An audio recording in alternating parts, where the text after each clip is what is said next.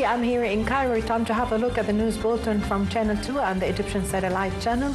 My name is Amal Mukhtar. I have all the pleasure to be joined with my colleague Bسمة. Thank you so much, Amal. Dear viewers, starting off with the main headlines of the day. President Abdel Fattah el-Sisi meets Spain's foreign minister on regional developments. Foreign Minister Abdel Ati and his Iranian counterpart urge regional de-escalation.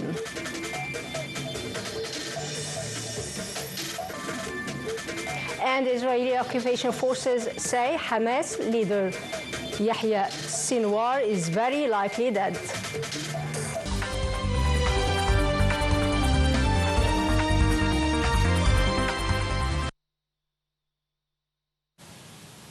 Welcome back to the news in detail. President Abdel Fattah el-Sisi told today charged Spain's positive humanitarian stances regarding regional issues, top of which is the Palestinian cause, which reflects the two countries' closed ranks on regional peace.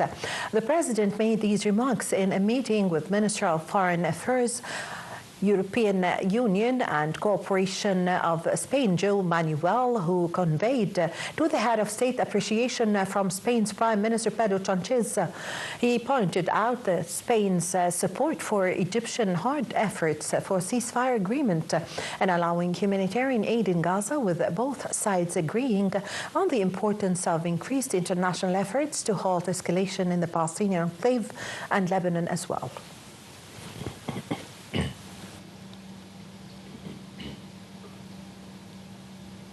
President Abdel Fattah el-Sisi today reiterated a call for avoiding an expansion in regional conflict and sliding into an all-out war, which will have grave repercussions on the security and stability of the peoples in the entire region.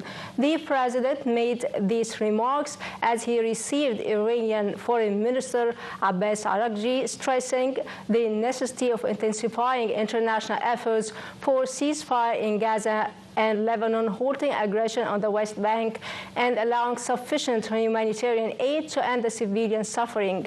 The Iranian top diplomat, meanwhile, appreciated Egypt's relentless efforts for restoring regional peace and security. He also conveyed greetings from Iran's president to President el-Sisi and expressed his country's desire to promote bilateral ties. Minister of Foreign Affairs, Migration and Expatriate Affairs Badr Abdel Ati today urged acting cautiously in such a critical phase of region's history. Meeting with his Iranian counterpart Abbas Araghchi, Abdel Ati asserted the importance of avoiding sliding into disastrous confrontations which will lead to an all-out war with dire consequences on all parties. The meeting touched on accelerating developments in Gaza, Lebanon, and the Red Sea, which require immediate de-escalation.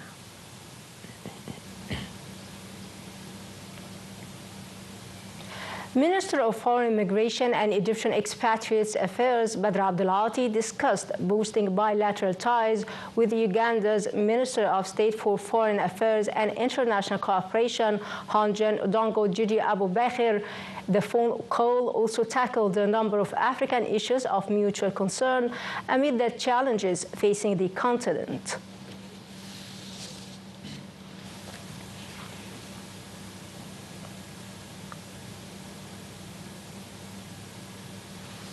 Well, the 7th Cairo Water Week have concluded its activities today.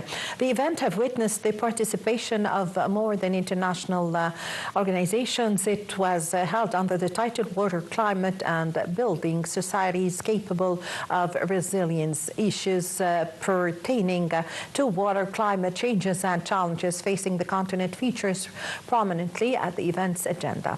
The Cairo Water Week held alongside the 9th African Water Week gained momentum amid increasing water scarcity, which poses a threat to food security.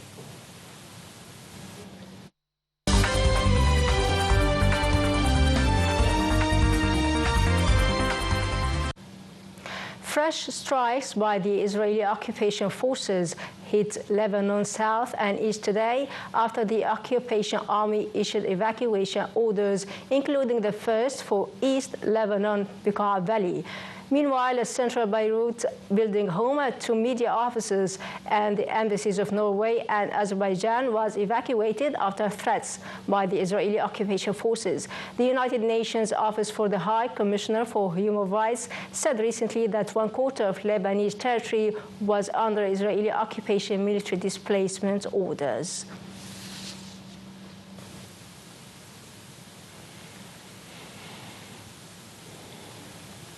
German defense minister said today that the German warship operating as part of the United Nations UNIFIL peacekeeping mission shot down a drone off the coast of Lebanon today as UNIFIL builds over the safety of UN troops in the country. Separately, Italy's defense minister said the UN peacekeeping mission to Lebanon is vital to ending war in the region and needs to be strengthened, not withdrawn from combat zones as the Israeli occupation forces have demanded. UNIFIL positions have come under fire in Lebanon since the Israeli occupation forces have launched a ground operation against Hezbollah on the 1st of October.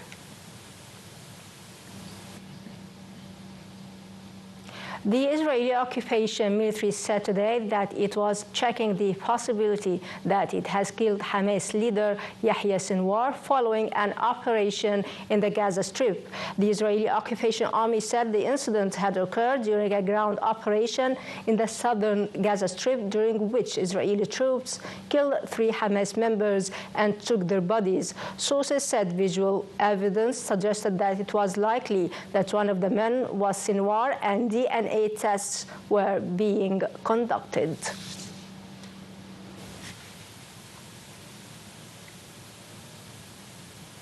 An Israeli occupation strike on a school sheltering the displaced in northern Gaza today killed at least 15 people, including 5 children.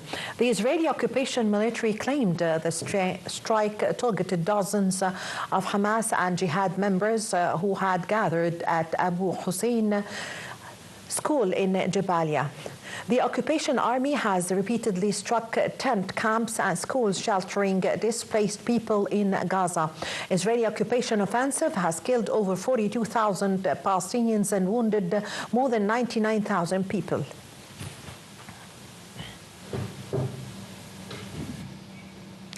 The European Union Foreign Policy Chief Joseph Borrell today appeared to criticize the United States, giving the Israeli occupation military 1 month to improve the humanitarian situation in Gaza, saying that during that time, too many people would die.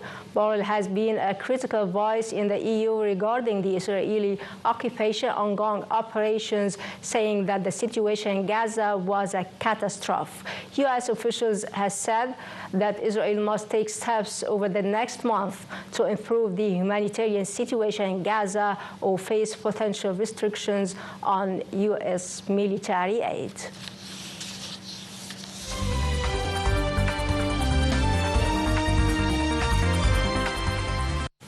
The United States conducted multiple B-2 bomber strikes on weapons storage facilities in areas of Yemen controlled by the Houthi group. The Houthis vowed to retaliate after media reported 15 strikes at dawn today, targeting sites north and south of the capital Sana'a, as well as further north in Sana'a Governorate.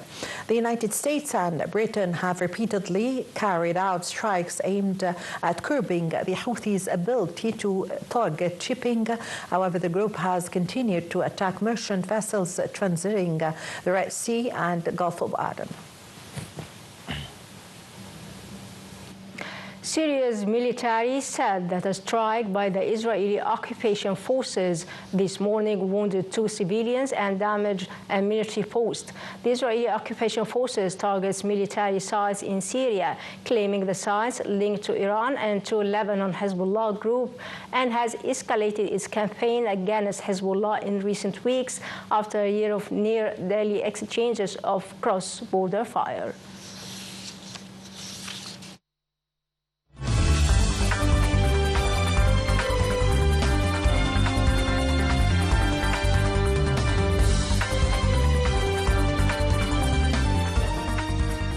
Minister of Petroleum and Mineral Resources Karim Douai have reviewed with President of the Shell Egypt and Executive Chairman of Petro and NAS Egypt activities of the two oil giants over the upcoming period.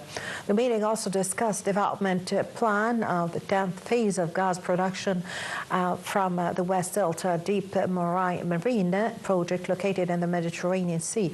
Meanwhile, the Ministry of Petroleum stressed the importance of enhancing Egypt's role as a regional hub for national gas, adding that it is offering all needed support for international oil companies working in Egypt.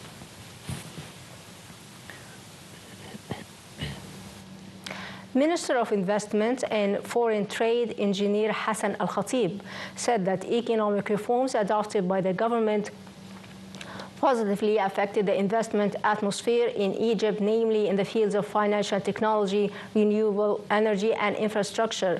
The Minister of Investment also presented promising investment opportunities for foreign investors in the Egyptian market. The remarks were made during his visit to the Belgian capital, Brussels, where he met with top officials of financial services companies.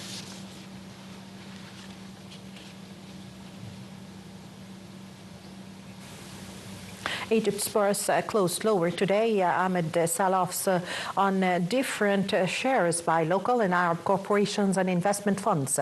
The market capital of listed companies lost nearly £21 billion to end the dealings at £2.1 trillion amid transactions that stood at £80 billion. The benchmark index EGX 30 fell 1.31% to reach 30,143 point mark. The equal weighted indices EGX 70 and the EGX 100 declined 0.28% and 0.71% respectively.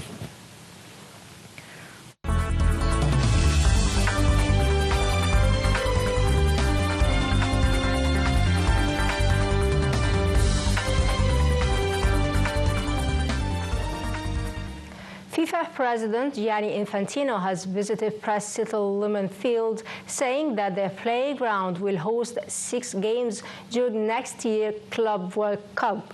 The Seattle Sounders will host all 3 of their group matches at their home stadium. 3 other matches will also be played at Lumen Field, one of 12 stadiums that will host a total of 63 games during the tournament. The event will include an expanded field of 32 teams from FIFA's 6 soccer confederations. The tournament is set to start on June 15th and run through July 13th, with the final set for New Jersey MetLife Stadium, also the site of the 2026 World Cup final. Spain's Paula Badosa made it to the quarterfinals of the 2024 WTA Ningbo Open after defeating China's Jianyong Wang 6-7, 6-1, 6-2. The world's number 14th will next meet Beatriz Hared Maia of Brazil, who won over Britain's Scotty Bolter 7-6, 7-5 in the last 16th round.